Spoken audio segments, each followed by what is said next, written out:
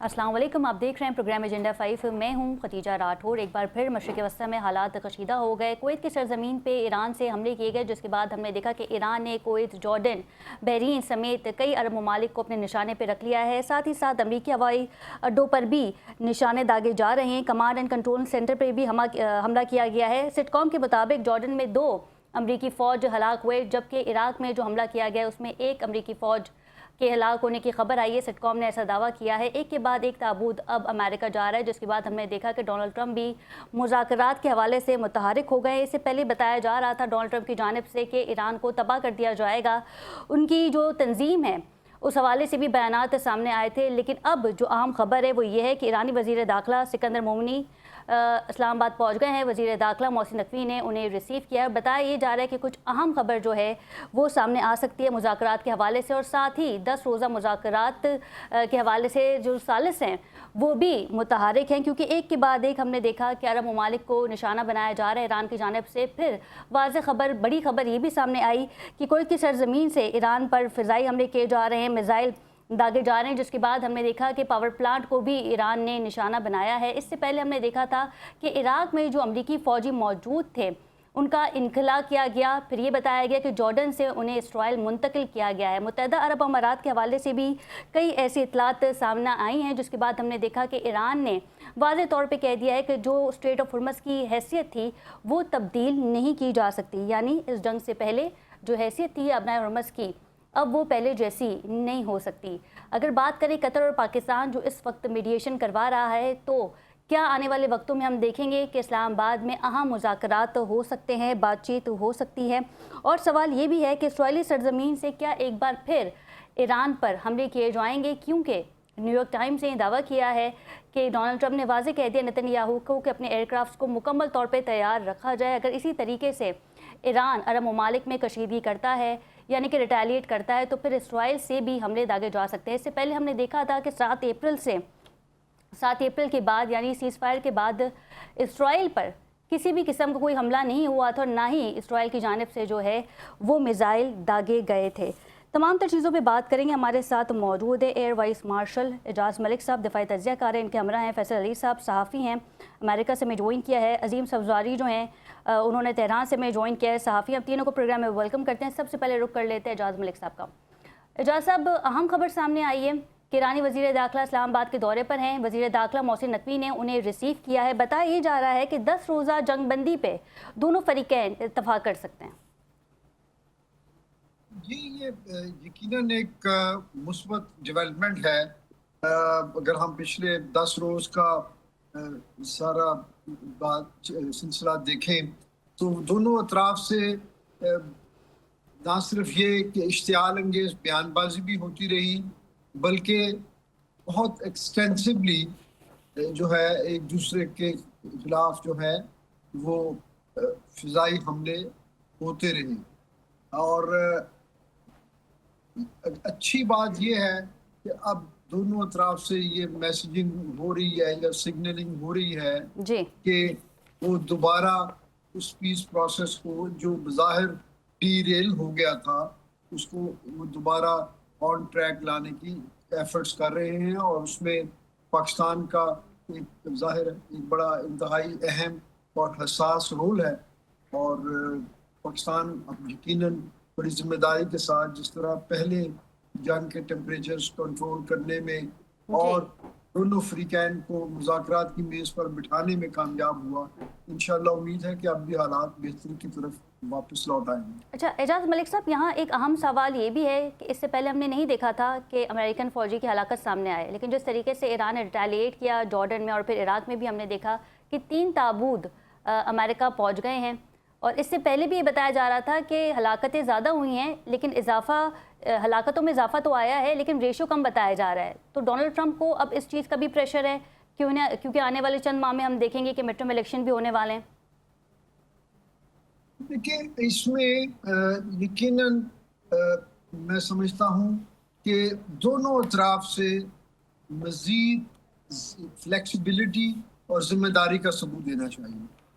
America ने जब 14 नुकाती MOU जो है उसको मंजूर किया और पाकिस्तान ने भी इसको रेटिफाई किया हुआ है, तो उसके बाद ईरान को भी जो अपने उनके हार्ड लाइनर्स हैं उनको थोड़ा सा कूल डाउन करने की जरूरत है, क्योंकि ये जो हालिया तनाज़ा शुरू हुआ है या दोबारा जंग शुरू हुई है, ये इसका आगाज ईरान की तरफ से किया गया।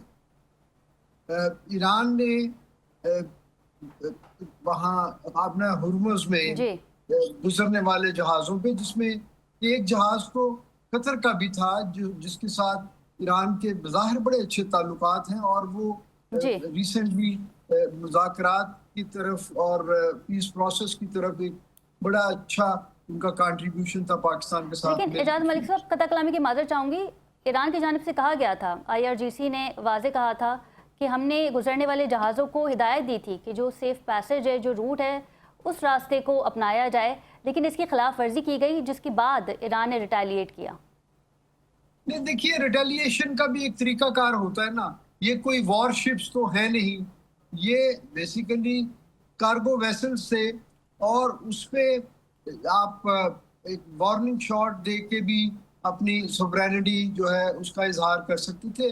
और फिर सबसे बड़ी बात यह है कि जब दोनों अतराफ में इस कदर ट्रस्ट डेफिसिट हो, तो बेहतरीन हल ये है कि लाइव कम्युनिकेशन हो, एक दूसरे के साथ आप बातचीत करें, डायरेक्टली बातचीत करें, ऑपरेशनल लेवल पे, वर्किंग लेवल पे, ताकि ऐसी किसी सूरत हाल में वो आप एक दूसरे से कम्युनिकेट करके कोई एस्केलेशन अवॉइड कर सकें।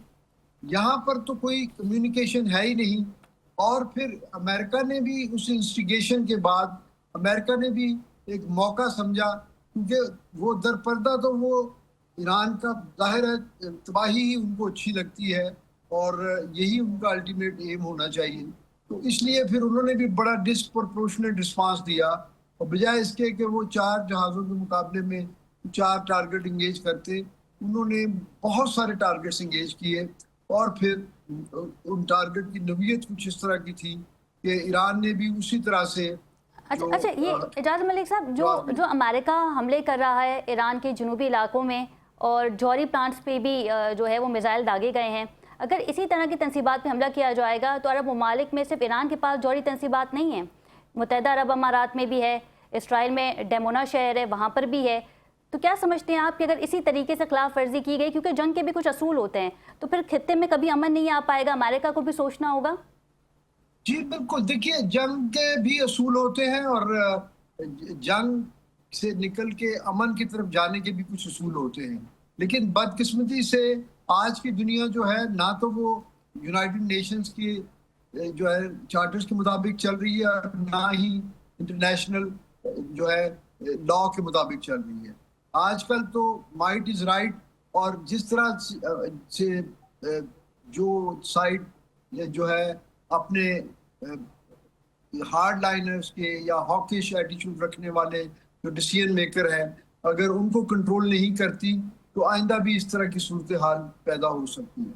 लेकिन अच्छी बात यह है कि बाज़ाब्ता तौर पे दोनों फ्रीकैन ने अभी तक सीज़ फायर को ख़त्म नहीं किया, और अब दोनों अतराफ से मुज़ाकरात को जारी रखने के लिए और थर्ड पार्टी मेडिएशन के लिए आमादगी जाहिर की गई है। अच्छा, क्योंकि सालसों के हवाले से हम बात कर रहे हैं एजाज मलिक साहब, आप क्या समझते हैं कि कतर भी इस वक्त जो सालसी की जा रही है पाकिस्तान की मौजूदगी में, इसमें कतर भी शामिल है? क्योंकि ईरानी वज़ीर दाखिला इस्लामाबाद आ गए हैं, वज़ीर दाखिला मोहसिन नकवी ने उन्हें रिसीव भी किया है, और मोहसिन नकवी ने ये भी कहा है कि उम्मीद करते हैं कि ईरान की जानिब से कोई खैर का पैगाम जो है खैर की बात की जाएगी। जी बिल्कुल, देखिए, हमेशा हमें जब हम मुज़ाकरात कर रहे होते हैं या उसको फैसिलिटेट कर रहे होते हैं, तो ऑप्टिमिज्म जो है वो बहुत ज़रूरी है।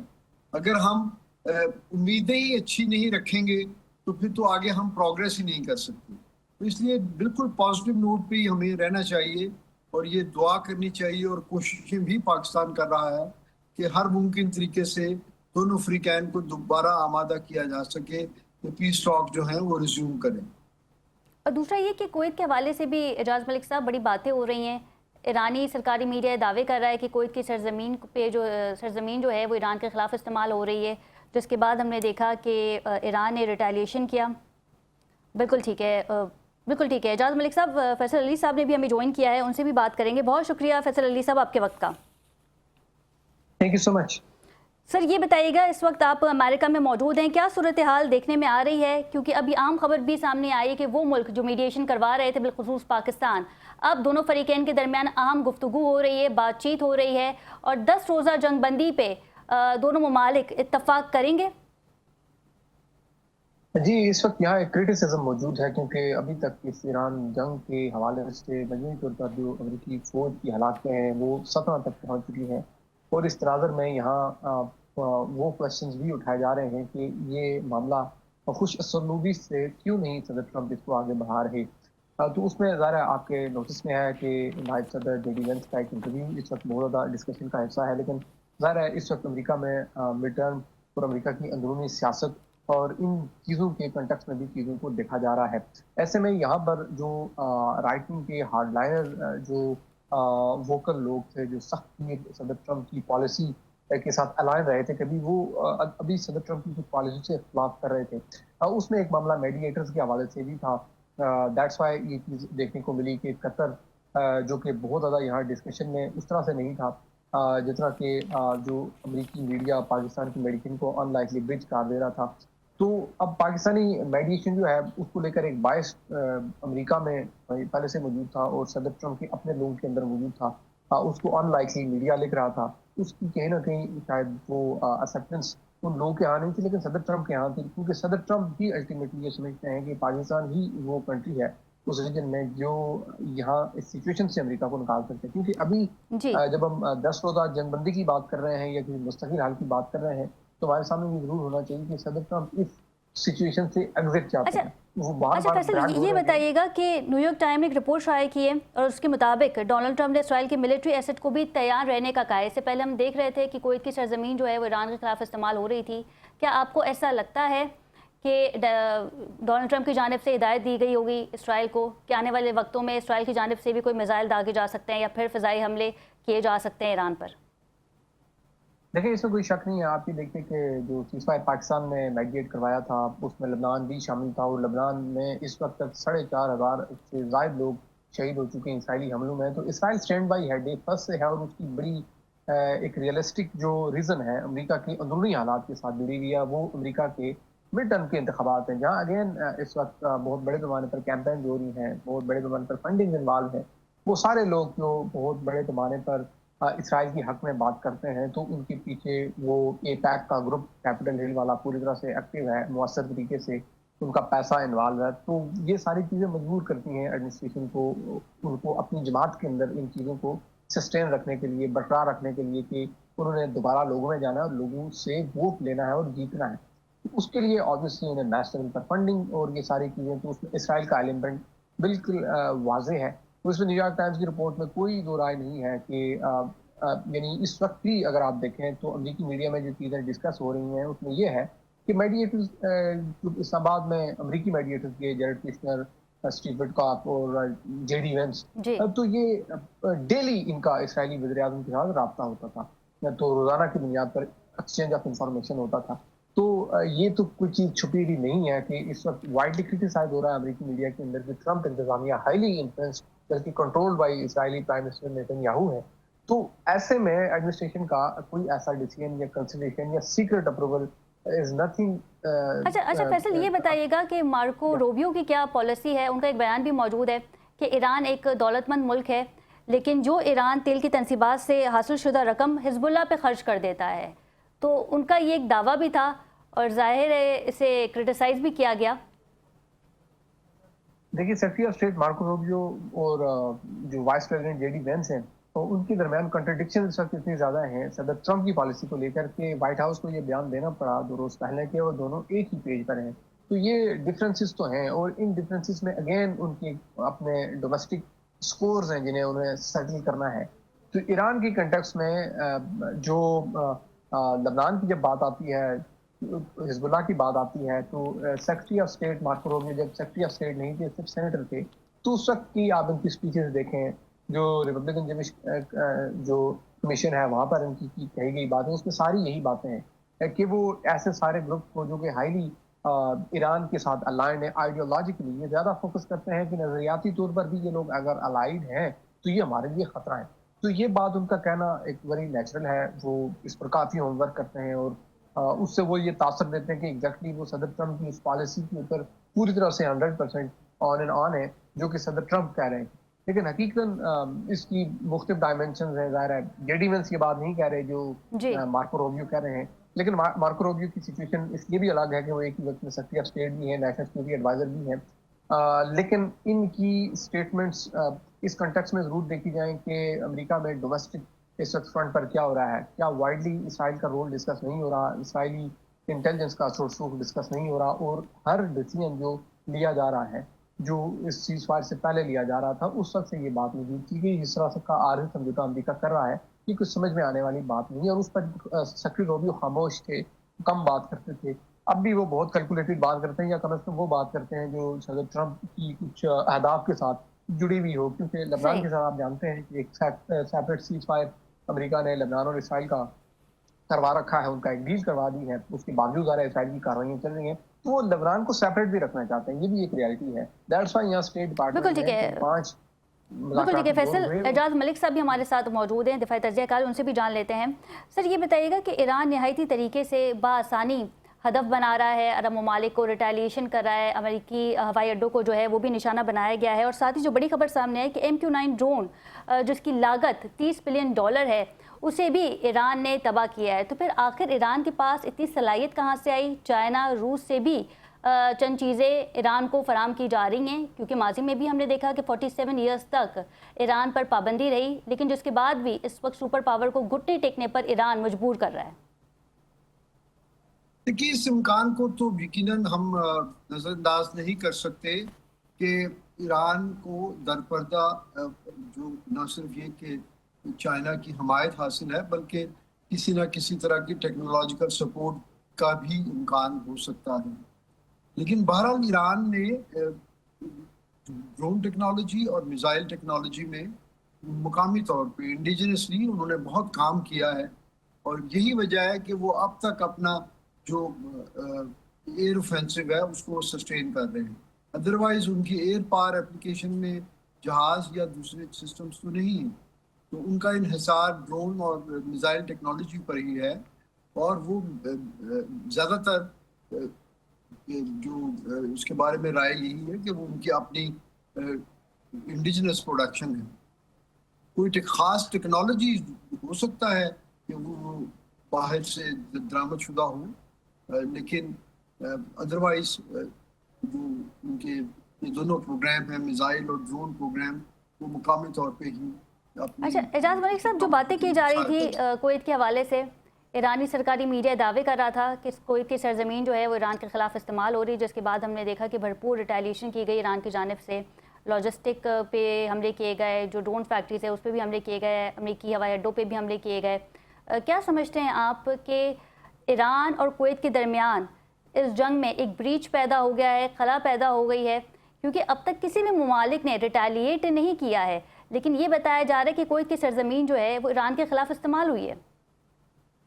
देखिए, रिटेलिएशन का ताल्लुक तो कैपेसिटी से है और इंटेंट से, लेकिन ईरान पर अगर हमले हो रहे हैं तो उस खित्ते में इजराइल के अलावा अमेरिकन बेसिस ही उन खित्तों का उन हमलों का सबब हो सकते हैं ना। तो ये हमें पहले पता है कि कहाँ कहाँ जो है अमेरिकन फुटप्रिंट हैं, और वो इन तमाम गल्फ रियासतों में मौजूद हैं। तो इसीलिए ईरान अपने आप को हक जानिब समझता है कि वो तमाम मुल्क जहाँ से अमेरिकन बेसिस से उनके खिलाफ अटैक आए, वो वहाँ पर अटैक कर सकता है। और अभी तक तो उन्होंने ज़्यादातर फोकस उन्हीं बेसिस पे ही किया है, लेकिन किसी वक्त भी उसका दायरा कार जो है वो उससे बियॉन्ड भी हो सकता है। और फिर ये छोटे छोटे मुल्क हैं, वहाँ पर सिविलियन आबादी या सिविलियन टारगेट को हिट करना ईरान के लिए कोई मसला नहीं है। बिल्कुल ठीक है फैसल, क्योंकि हम बात कर रहे हैं जंग के हवाले से, अमेरिका को भी खासा नुकसान हुआ है। MQ-9 ड्रोन जिसकी लागत $30 मिलियन बताई गई है। ईरान ने इसे तबाह कर दिया है। अमेरिका को भी खासा नुकसान हुआ है और फिर साथ ही ये भी खबर भी सामने आई थी कि 47% जो असला है जो जंग के लिए इस्तेमाल किया जाता है अमेरिका ने वो इस्तेमाल कर लिया है। तो क्या समझते हैं आप कि माशी नुकसान भी अमेरिका को झेलना पड़ा है इस जंग में? जी बिल्कुल, इस मामले में मई के महीने में एक सेंटर फॉर स्ट्रेटेजिक स्टडीज नामी इदारा है जो इस तरह की रिपोर्ट जारी करता है। उनने एग्जैक्टली 5 ऐसे अमरीकी दिफाई निज़ाम जो हैं जिसमें जदीद किस्म के लेथल हथियार हैं उनके आदाद शुमार जारी किए थे और ये बताया था कि अमेरिका ने ईरान के ऊपर कार्रवाइयों में अपने प्रिसिशन स्ट्राइक वेपन जो यूज़ किए हैं वो जितने ज़्यादा तबाहकुन हैं उनको उनका जो स्टॉक पाइल है उसे रीफिल करने में भी उतना ही उससे कई गुना ज़्यादा वक्त लगेगा। तो एग्जैक्टली जो परसेंटेज जनरल है जो जैसे आपने बताया 47%, वो तो एक जेनेरिक सी बात है, लेकिन यहाँ वो वेपन वो स्ट्रेटेजिक वेपन बहुत ज़्यादा मैटर कर रहे हैं जो अमेरिका ने बहुत ज़्यादा इस्तेमाल किए हैं और वो 5 ऐसे हैं जिसमें ज़्यादा इंटरसेप्टर्स भी हैं, जिसमें थॉट भी है, जिसमें पैट्रियट भी है, जिसमें टोमाहाक मिसाइल भी हैं, जिसमें शिप्स टू ग्राउंड लॉन्च भी हैं, शिप टू एयर भी हैं। इस तरह के मुख्तलिफ उनके सिस्टम हैं जो कि बहुत बड़े पैमाने पर डिप्लीट हो चुके हैं। और उसकी कोई बड़ी सिंपल एग्जांपल है कि सदर ट्रंप ने कई डिफेंस प्रोड्यूसर्स जो हैं उनसे मुलाकातें की थी इस जंग के दौरान ही और उन्होंने कहा था कि वो डिफेंस प्रोडक्शन तेज कर दें।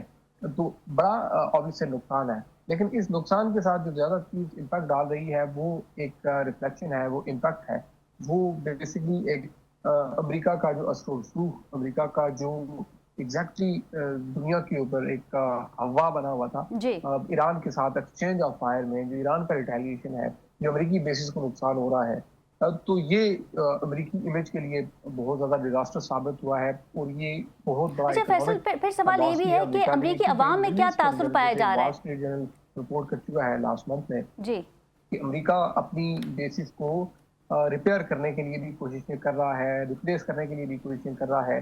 वो भी एक रीज़न बनी है कि स्ट्रेट ऑफ हॉर्मुज़ से गुजरने वाले शिप्स ईरान की जान से टारगेट किए गए क्योंकि डिक्लेयर नहीं हो रहा था कि इन शिप्स के ऊपर क्या है। तो ईरान का एक पॉइंट ऑफ कंसर्न ये भी था कि जो रिपेयर करने का इक्विपमेंट और दोबारा बहाली के लिए अमेरिका यहाँ से शिप्स की वजह से चीज़ें तो नहीं ले जा रहा। तो ये वो सारी कास्ट है जो अमेरिकियों के सामने है और उन सारे इदारों के सामने है जो डिफेंस को लेकर अपने आदाद। अच्छा फैसल, सवाल है कि यहाँ पे ये भी उठता है कि 3 अमेरिकी फौजी हलाक हुए हैं, एक ईरान में और 2 जॉर्डन में जब ईरान ने हमला किया एयर बेसिस पे।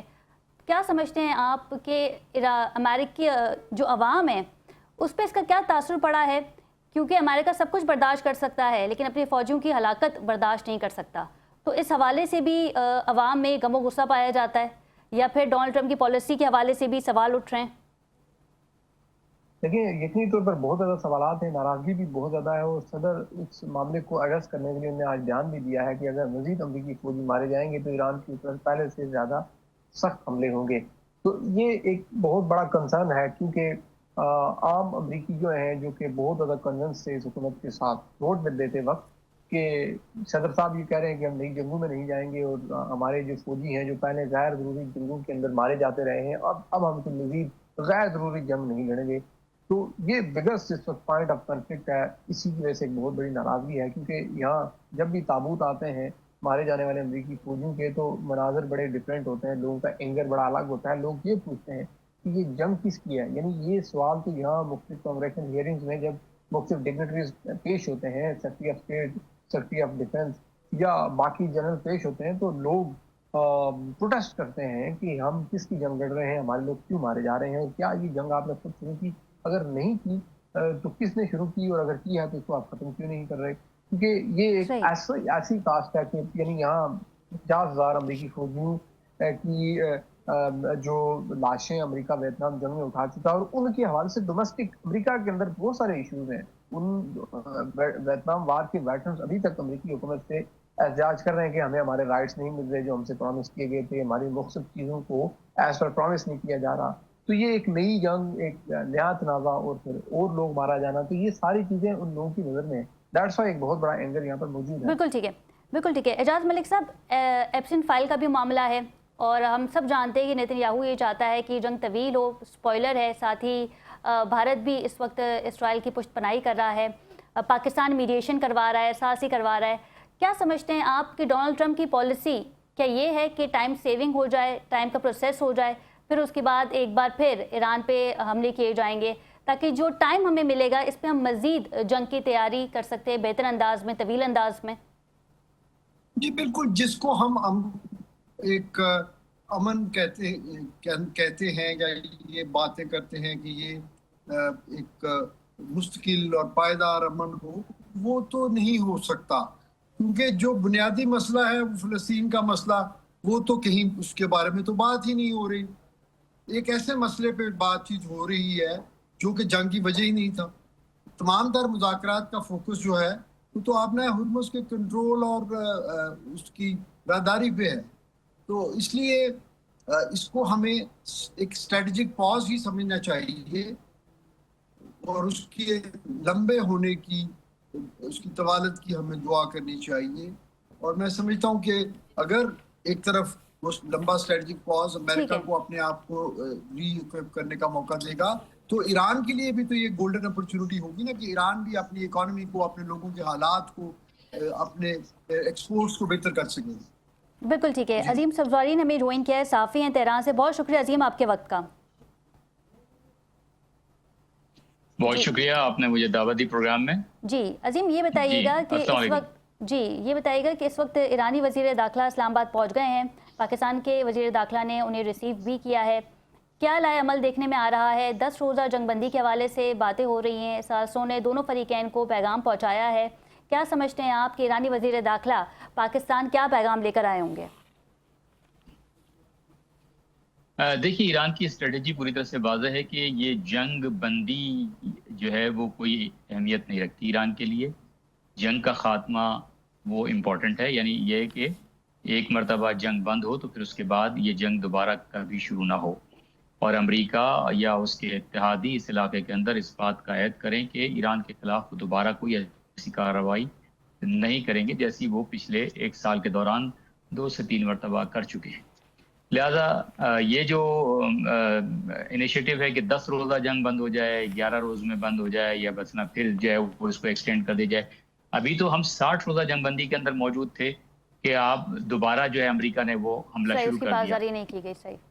लिहाजा अभी तो 60 रोज़ पूरे ही नहीं हुए थे।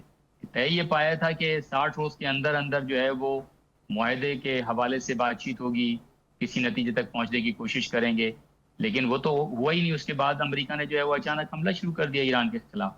तो ये सूरत हाल मैं नहीं समझता कि आगे बढ़ने वाली है जब तक कि अमेरिका कल रात से अब तक वाले से जो है पाबंद नहीं बनता। ठीक है, कल रात से अब तक किन मकामात पे अमेरिका ने हमला किया है? ईरान की जनूबी जौहरी प्लांट पर भी हमला किया गया है।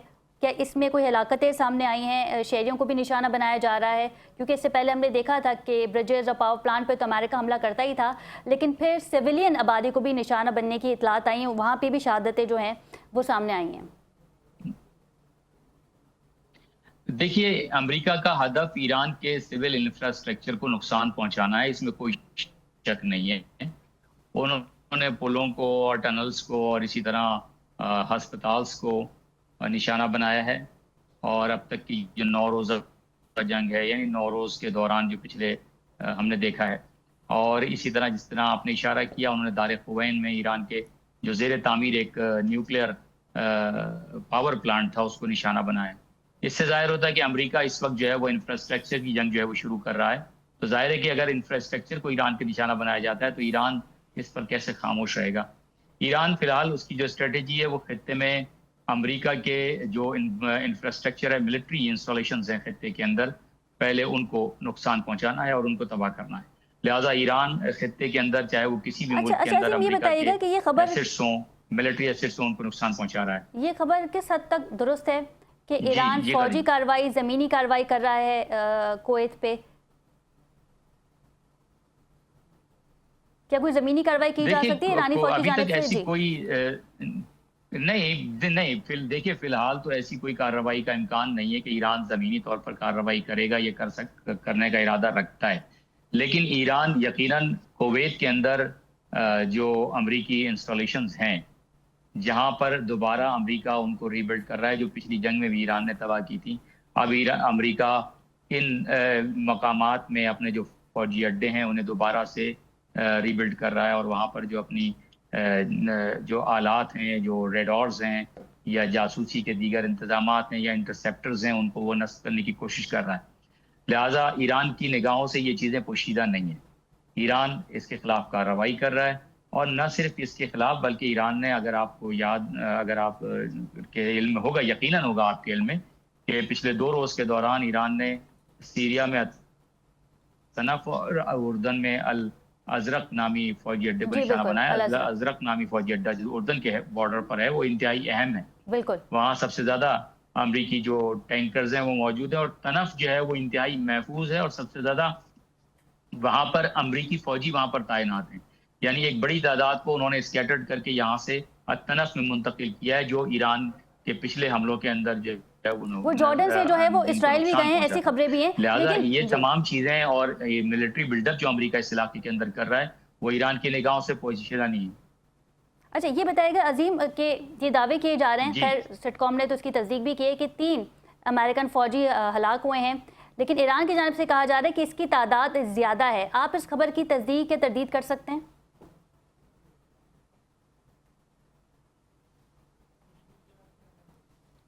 बिल्कुल ऐसा ही है कि इसमें जो जानी नुकसान है अमेरिका का वो बहुत ज़्यादा है, और वो हमेशा इसको छुपाने की कोशिश करते रहे, और आइंदा आने वाले वक्तों में वो इसको जाहिर भी करेंगे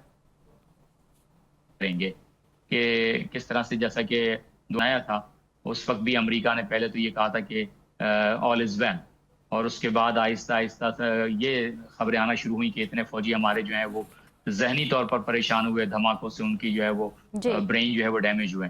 तो इस तरह की जो चीज़ें होती हैं, अमरीकी चूंकि उनको अगर वो ये खुलकर जाहिर कर दें कि उनके इतने फौजी वहाँ पर हलाक हो गए, तो अमेरिका के अंदर से हुकूमत अमेरिका पर बहुत ज़्यादा प्रेशर आएगा, और वो फिर इसराइली लॉबी का जो दबाव है उसको वो काफ़ी हद तक नेगलेक्ट करने पर अमेरिका की तरफ तो प्रेशर आ रहा है, वो हम देख भी रहे हैं जी।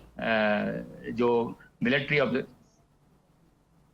जी, मैं ये कह रही हूँ अजीम कि अमेरिका की तरफ तो प्रेशर है, वो तो हम देख ही रहे हैं। जी बताइए। लेकिन इस वक्त जो दौरा किया जा रहा है ईरानी वजीर दाखिला का, क्या समझते हैं आप कि इस्लामाबाद अकॉर्ड के हवाले से मजीद बातचीत हो सकती है? आपकी आवाज़ मुझे सुनाई नहीं दे रही। जी, अब आपको मेरी आवाज़ आ रही है अजीम? बिल्कुल ठीक है अजीम, आपसे बात नहीं हो पा रही है, बहुत शुक्रिया आपके वक्त का। प्रोग्राम में मजीद भी बात करेंगे, लेकिन यहाँ वक्त हुआ एक शॉर्ट कमर्शियल ब्रेक का। Stay with us.